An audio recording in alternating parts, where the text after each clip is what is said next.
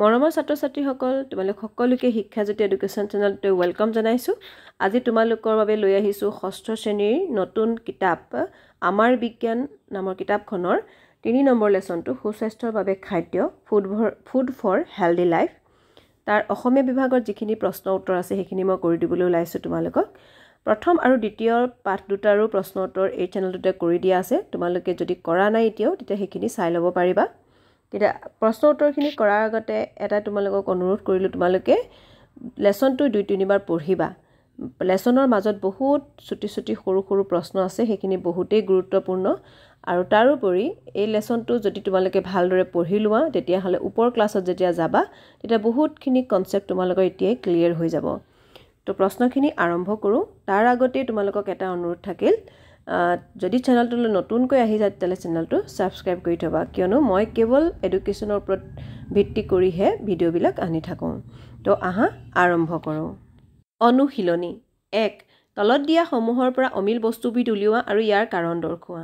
জোৱাৰ, বাজৰা, ৰাগী আৰু বুট। জোৱাৰ, বাজৰা, ৰাগী আৰু বুটৰ এই চাৰিটাৰ ভিতৰত অমিল কোনটো? বুটটো অমিল। ইয়াৰ উত্তৰটো মই তলতে লিখি দিছো, চোৱা। প্ৰশ্নটো লিখি দিয়া নাই কাৰণ প্ৰশ্নটো তাত আছে। অমিল বস্তুবিধ হ'ল বুট, কাৰণ বুট হৈছে এবিধ মাহজাতীয় শস্য আৰু ই প্ৰটিনৰ এক উৎস।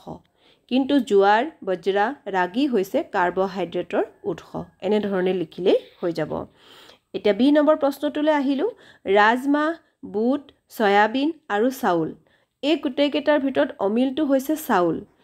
ইয়াৰ উত্তৰটো এনেধৰণে লিখিলে হ'ব। অমিল বস্তুবিধ হৈছে চাউল, কাৰণ চাউল হৈছে ধানজাতীয় শস্য আৰু ই কাৰ্বহাইড্ৰেটৰ উৎস। কিন্তু ৰাজমাহ, বুট, সয়াবিন হৈছে প্ৰটিনৰ উৎস। 2 নম্বৰ কুৱেশ্যনটো চোৱা। ভাৰতবৰ্ষৰ পুৰণি আৰু আধুনিক ৰন্ধন প্ৰণালীৰ তুলনা কৰা। ইয়াৰ উত্তৰটো হৈছে, উত্তৰটো চাবা, প্ৰশ্নটো মই লিখি দিছোঁ। ভাৰতবৰ্ষৰ পুৰণি আৰু আধুনিক ৰন্ধন প্ৰণালীৰ মাজত বহুত পাৰ্থক্য আছে। আগতে মাটিৰ চৌকাত বা পিতলৰ পাত্ৰত ৰন্ধন কাৰ্য কৰা হৈছিল, আনহাতে আজিকালি gas stove, oven, air fryer, pressure cooker আদিৰ দৰে কম সময়ত ৰান্ধিব পৰা সঁজুলি ব্যৱহাৰ কৰা হয়। 2 নম্বৰ, আগৰ দিনত খোৱা বস্তু বটিবলৈ শিলপতা আৰু খুন্দিবলৈ উৰাল আৰু ঢেঁকী ব্যৱহাৰ কৰা হৈছিল, আনহাতে বৰ্তমান বৈদ্যুতিক গ্ৰাইণ্ডাৰ ব্যৱহাৰ কৰা হয়। প্ৰশ্নটোৰ উত্তৰ মনত ৰাখিবলৈ বহুত সহজ। তোমালোকে লাইন বাই লাইন মনত ৰখাৰ প্ৰয়োজন নাই।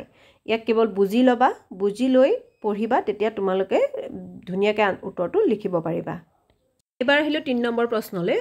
সকলো সোৱাদযুক্ত খাদ্য পুষ্টিকৰ নহয় আৰু সকলো পুষ্টিকৰ খাদ্যই সোৱাদযুক্ত নহয়। প্ৰশ্নটো মই লিখি দিয়া নাই কাৰণ ঠাইৰ অভাৱ, সেইকাৰণে তোমালোকে চাই যোৱা, মই পঢ়ি দিছোঁ। 3 নম্বৰ উত্তৰ, সকলো সোৱাদযুক্ত খাদ্য পুষ্টিকৰ নহয়। উদাহৰণস্বৰূপে আলুৰ চিপছ, কেণ্ডি বাৰ, চেনিযুক্ত পানীয় খাবলৈ সোৱাদযুক্ত হয়, কিন্তু এই খাদ্যবিলাকত ভিটামিন, খনিজ লৱণ আৰু আঁহযুক্ত খাদ্য কম থাকে। আনহাতে আমলখি, কেঁচা জলকীয়া, নেমু, অমিতা, গাজৰ, পটল, কেৰেলা, সেউজীয়া শাক পাচলি ইত্যাদিবিলাক ভিটামিন আৰু খনিজ লৱণেৰে পৰিপূৰ্ণ যদিও খাবলৈ কিন্তু বহুত বেছি সোৱাদযুক্ত নহয়। গতিকে আমি ক'ব পাৰোঁ যে সকলো সোৱাদযুক্ত খাদ্য পুষ্টিকৰ নহয় আৰু সকলো পুষ্টিকৰ খাদ্যই সোৱাদযুক্ত নহয়। 4 নম্বৰ প্ৰশ্নটো চোৱা। তলত উল্লেখ কৰা 3 বিধ খাদ্য সামগ্ৰী তুমি কোনবিধ খাবা আৰু কিয় খাব ইচ্ছা কৰিবা? এ, বটলত থকা ফলৰ ৰস, বি, সতেজ ফলৰ ৰস, চি, সতেজ ফল। তোমালোকে এবাৰ নিজে চিন্তা কৰি চোৱাচোন। এনেধৰণে উত্তৰটো লিখিলেই হ'ব। মই সতেজ ফল খাম, কিয়নো সতেজ ফল খালে ফলত থকা পৰিপোষক পোৱাৰ উপৰিও ফলৰ বাকলিৰ পৰা আঁহ পাম, যিয়ে মোৰ স্বাস্থ্য ভালে ৰখাত সহায় কৰিব। 5 নম্বৰ প্ৰশ্নটো চোৱা। চেনি এবিধ শৰ্কৰাযুক্ত খাদ্য। চেনিত আয়োডিন মিলালে নীলা ক'লা বৰণৰ নহয়। ইয়াৰ সমৰ্থনত কাৰণ দৰ্শোৱা। উত্তৰটো এনেধৰণে লিখিবা। আয়োডিনে কেৱল শ্বেতসাৰৰ লগতহে বিক্ৰিয়া কৰি নীলা ক'লা বৰণ কৰে। চেনি এবিধ শৰ্কৰাযুক্ত খাদ্য, সেইবাবে চেনিত আয়োডিন মিলালে নীলা ক'লা বৰণৰ নহয়। 6 নম্বৰ প্ৰশ্নটো চোৱা। মিলেটবোৰক পুষ্টিকৰ খাদ্য হিচাপে গণ্য কৰা হৈছে। আমি কেৱল মিলেট খালে শৰীৰত লাগতিয়াল পুষ্টিসমূহ পামনে? আলোচনা কৰা। উত্তৰটো এনেকৈ লিখিবা। তলত প্ৰশ্নটো দিয়া আছে, সেইকাৰণে মই প্ৰশ্নটো লিখি দিয়া নাই। মিলেটক নিউট্ৰি খাদ্য শস্য বুলি কোৱা হয়। মিলেটত থকা পৰিপোষকবোৰ হ'ল প্ৰটিন, খাদ্য আঁহ, কেলছিয়াম, লো, পটাছিয়াম, মেগনেছিয়াম ইত্যাদি।